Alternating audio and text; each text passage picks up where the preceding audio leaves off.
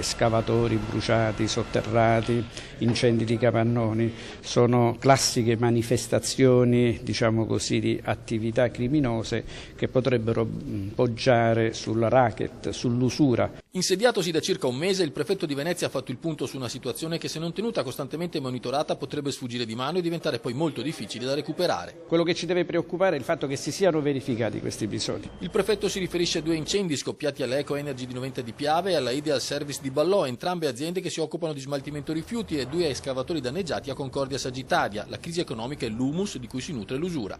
Purtroppo la contingenza economica fa sì che ci possa essere diciamo così, un rischio di aggressione usuraria nei confronti di operatori economici deboli. Il solo operare delle forze dell'ordine non può essere risolutivo, serve la collaborazione dei cittadini. Le vittime debbono denunciare, segnalare, i testimoni debbono segnalare, ci deve essere una maggiore collaborazione con le forze dell'ordine e con la magistratura. Anche perché, ricorda il prefetto, c'è un fondo a disposizione delle vittime dell'usura al quale si può attingere anche a processo non ancora concluso, se il giudice dà il suo benestare. Chi ha visto la sua richiesta avere esito positivo ha ricevuto 350.000 euro. C'è poi un altro tipo di usura, meno pericoloso ma sicuramente più sorprendente. Se ci sono state, come ci sono state, segnalazioni di usura bancaria, queste segnalazioni, queste iniziative avranno il loro corso.